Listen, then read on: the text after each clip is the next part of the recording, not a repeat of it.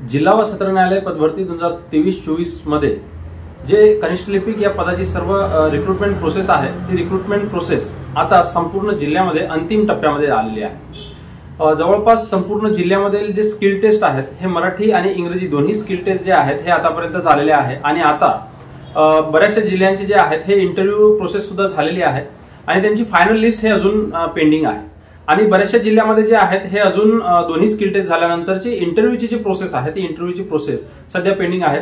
उद्यापासून काही जिल्ह्यांमध्ये इंटरव्ह्यू प्रोसेस सुरू होणार आहे 2-3 दिवसामध्ये। त्याच्यानंतर इलेक्शन आहे, 20 तारखेला इलेक्शन असल्यामुळे इलेक्शनच्या नंतर 1-2 दिवस आणि आधी एखादा दिवस असं काहीतरी शेड्यूल प्रत्येक जिल्ह्यांचे वेगवेगळे देण्यात आलेले आहे। त्यामुळं या शेड्यूलमध्ये कोणकोणत्या जिल्ह्यांचे जे काही इंटरव्ह्यू राहिले आहेत तर अशा विद्यार्थ्यांना अतिशय महत्त्वाचा हा व्हिडिओ ठरणार आहे, जे की नाशिक जिल्ह्यामध्ये काल जे इंटरव्ह्यू झाले आहेत तर त्या इंटरव्ह्यूमध्ये नाशिक जिल्ह्याच्या या इंटरव्ह्यूमध्ये कशा पद्धतीने प्रश्न विचारण्यात आले आणि कनिष्ठ लिपिक पदाच्या उमेदवारांना कशा पद्धतीने ते प्रश्नांना उत्तर द्यायला पाहिजे आणि कशा पद्धतीचे प्रश्न कोणते प्रश्न विचारण्यात आले याची सविस्तर माहिती आपण आजच्या व्हिडिओमध्ये पाहणार आहे। नमस्कार, मी ॲडव्होकेट गोपाल चव्हाण स्वागत करतो तुमचं लीगल वन या आपल्या युट्यूब चॅनलवर, जिथे फायद्याच्या गोष्टी कायदेशीर पद्धतीनं आपण सामान्य माणसांपर्यंत पोहोचवत असतो। ज्या उमेदवारांचे इंटरव्ह्यू झाले आहेत किंवा मग ज्या उमेदवारांचे इंटरव्ह्यू अजून बाकी आहे अशा उमेदवारांनी हा व्हिडिओ शेवटपर्यंत पाहायला पाहिजे। या व्हिडिओमध्ये आपण देणाऱ्या माहितीच्या आधारावर त्यांना त्यांचे समोरचे जे इंटरव्ह्यू होणार आहे त्याचा एक अंदाज त्यांना लावता येतो आणि कशा पद्धतीने तयारी करायची आहे ती तयारी सुद्धा त्यांना अशा पद्धतीने ते करता येतं। त्यामुळे आता पाहणार आहे की नाशिक जिल्ह्यामध्ये कशा पद्धतीने इंटरव्ह्यूमध्ये प्रश्न विचारण्यात आले। सुरुवातीला जे आहेत हे नाशिक जिल्ह्यामध्ये जे आहे संख्या जवळपास 170च्या प्लस आहे आणि 229च्या प्लस काहीतरी उमेदवारांना तिथे बोलवण्यात आले आहे। म्हणजे 1:2चा जो रेशो आहे तो रेशो सुद्धा तिथे लागू पडत नाही। त्यामुळे उमेदवारांची जे काठिण्य पातळी आहे किंवा मग जे इंटरव्ह्यूसाठी जे विचारण्यात आलेले प्रश्न आहेत त्याची काठिण्य पातळी थोडीशी त्यांनी अवघड केलेली आहे। नाशिक जिल्ह्यामध्ये ज्या पद्धतीने इंटरव्ह्यू घेण्यात आले आहे ते अतिशय टफ पद्धतीने इंटरव्ह्यू घेण्यात आले असे उमेदवारांचे म्हणणे आहे। बऱ्याचशा उमेदवारांना जे आहेत हे 5 ते 10 मिनिटाच्या दरम्यान इंटरव्ह्यूचा टायमिंग होता आणि कुणाला 15 प्रश्न, कुणाला 10 प्रश्न, कुणाला 5 प्रश्न, कुणाला 20 प्रश्न अशा पद्धतीने प्रश्न विचारण्यात आले। त्यामुळे कशा पद्धतीचे हे प्रश्न होते हे आता पाहूया। बऱ्याचशा उमेदवारांना त्यांचा परिचय विचारल्यानंतर त्यामध्ये त्यांना पूर्णतः जे आहेत हे जनरल नॉलेजचे प्रश्न विचारण्यात आले।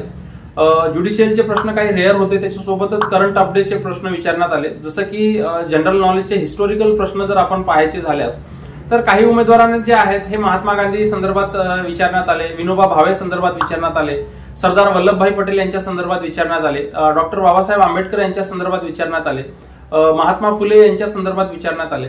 तर काही उमेदवारांना जे आहेत जिओग्राफिकल जर आपण विचार केला तर महाराष्ट्र संदर्भातली माहिती त्यांना विचारण्यात आली।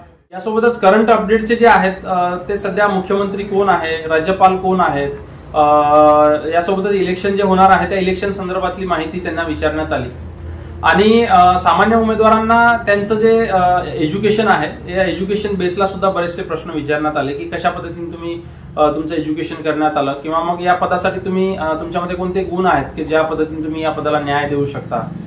यासोबतच इतर अनेक महत्त्वाचे प्रश्न विचारण्यात आले होते। एका उमेदवारांशी आपलं नाशिक जिल्ह्यामध्ये जे इंटरव्ह्यू देण्यात आला आहे अशा एका उमेदवारांशी आपलं बोलणं झालं तर त्यांना जे प्रश्न विचारण्यात आले होते ते प्रश्न आपण पर्टिक्युलरली आणि ते आपण घेऊया। तर त्याच्यामध्ये पहिला प्रश्न असा होता की महात्मा गांधी जे आहेत हे भारतामध्ये कधी आले होते। त्यासोबतच दुसरा प्रश्न असा होता की महात्मा गांधीने सुरू केलेली एखादी चळवळ किंवा मग आंदोलनांच्या संदर्भात तुम्हाला माहिती आहे का, किंवा मग महात्मा गांधी बॅरिस्टर कधी झाले होते। यासोबतच डॉक्टर बाबासाहेब आंबेडकरवर प्रश्न विचारला होता की त्यांनी बौद्ध धर्माची स्थापना किंवा बौद्ध धर्माची दीक्षा कधी घेतली होती आणि कुठे घेण्यात आली होती, त्या प्रसंगाला कोणतं नाव जे आहे हे इतिहासामध्ये देण्यात आलं आहे। त्यासोबतच सरदार वल्लभभाई पटेल असो किंवा मग इतर काही समाजसुधारक असो याच्यावर सुद्धा प्रश्न विचारण्यात आले होते। करंट अपडेटचं जर विचारलंच तर महाराष्ट्राचे सध्याचे राज्यपाल कोण आहे हा प्रश्न त्यांना विचारण्यात आला होता आणि जिओग्राफिकलचा जर विचार केला तर महाराष्ट्राची एकंदरीत स्थिती काय आहे, प्राकृतिक रचनेवर सुद्धा त्यांना प्रश्न विचारण्यात आले होते आणि प्रादेशिक रचनेवर सुद्धा त्यांना प्रश्न विचारण्यात आले होते।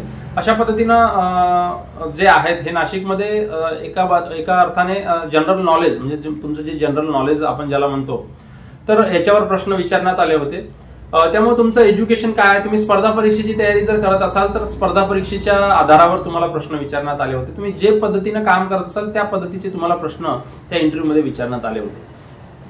त्यामुळे अनेक विद्यार्थ्यांना हा इंटरव्ह्यू टफ गेलाय असं त्यांचा एक्सपिरियन्स आहे. परंतु एका अर्थाने आपण दुसरी बाजू जर ठाणे जिल्ह्याची जर बघितली तर ठाणे जिल्ह्यामध्ये एकाच दिवसामध्ये उमेदवारांची संख्या जास्त असल्यामुळे ठाणे जिल्ह्यामध्ये फार तर उमेदवारांना प्रश्न विचारण्यात आले नाही. 1 ते 2 प्रश्न, 3 प्रश्न, 4 प्रश्न असे एका उमेदवाराला विचारण्यात आले. ठाणे जिल्ह्याच्या एका उमेदवारांसोबतही आपलं बोलणं झालं. तर ठाणे जिल्ह्यातील उमेदवारांना फक्त 1 प्रश्नच विचारण्यात आला. 2-4 उमेदवारांशी आपलं बोलणं झालं तर त्यांना एकदम रेअर प्रश्न होते, जसं की भारतातील सर्वोच्च पुरस्कार कोणता आहे, भारतरत्न पुरस्काराची स्थापना कधी झाली आहे, भारतरत्न पुरस्कार मिळवलेला एखादा भारतीय किंवा महाराष्ट्रीयन व्यक्ती तुम्हाला माहिती आहे का, यासोबतच आंतरराष्ट्रीय न्यायालय जे आहेत हे कुठे आहे, असे प्रश्न प्रत्येक उमेदवाराला 1 प्रश्न अशा पद्धतीने विचारण्यात आले.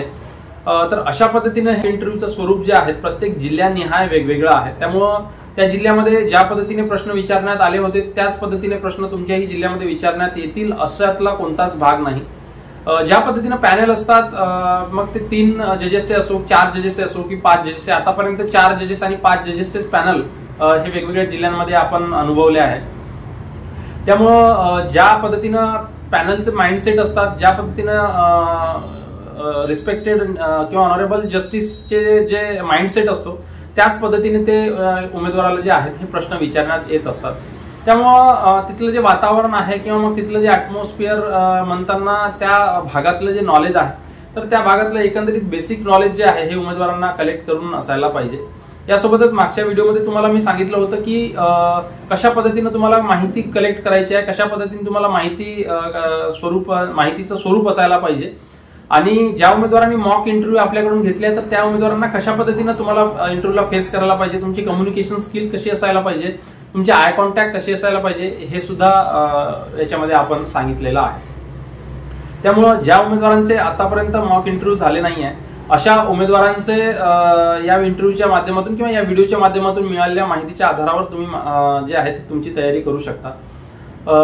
त्यामुळं जे बेसिक गोष्टी आहेत जसं की तुम्ही स्वतःबद्दलची माहिती आहे किंवा मग तुमची फॅमिली बॅकग्राऊंड आहे किंवा मग इतर ज्या माहिती आहेत ते माहिती चांगल्या पद्धतीने तुम्ही करून घ्यावा आणि ज्या पद्धतीनं तुम्ही समोरच्या जजेस किंवा पॅनलला तुम्ही आन्सर करता किंवा मग तुम्ही रिप्लाय करता तर त्या रिप्लाय करण्याची सुद्धा एक पद्धत आहे, कशा पद्धतीने ते रिप्लाय करायचं त्याची सुद्धा आपण मॉक टेस्टमध्ये तुम्हाला चांगल्या पद्धतीने माहिती देत असतो.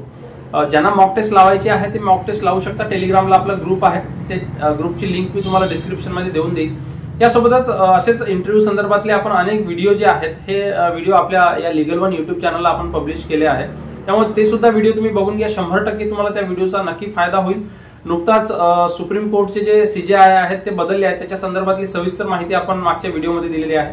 तो व्हिडिओ तुम्हाला स्लाइडवर बाजूला दिसत असेल तर ते सुद्धा व्हिडिओ तुम्ही नक्की बघून घ्या, त्याचे सुद्धा तुम्हाला फायदा होईल आणि फायद्याचे व्हिडिओ जे आहेत आपण आपल्या युट्यूब चॅनलवर घेऊन येणार आहे. त्यामुळे ज्या उमेदवारांना या व्हिडिओची माहिती महत्त्वाची वाटली असेल, हा व्हिडिओ जर आवडला असेल तर तुम्ही लाईक करू शकता. जे उमेदवारांनी डिस्ट्रिक्ट कोर्टासाठी अप्लाय केला आहे त्या उमेदवारांना तुम्ही हा व्हिडिओ शेअर करू शकता आणि असेच महत्त्वाची माहिती मिळवून घेण्यासाठी तुम्ही आपल्या या लीगल वन युट्यूब चॅनलला सबस्क्राईब करून ठेवा, म्हणजे त्याची नोटिफिकेशन जे आहेत ते तुम्हाला सर्वात आधी येईल.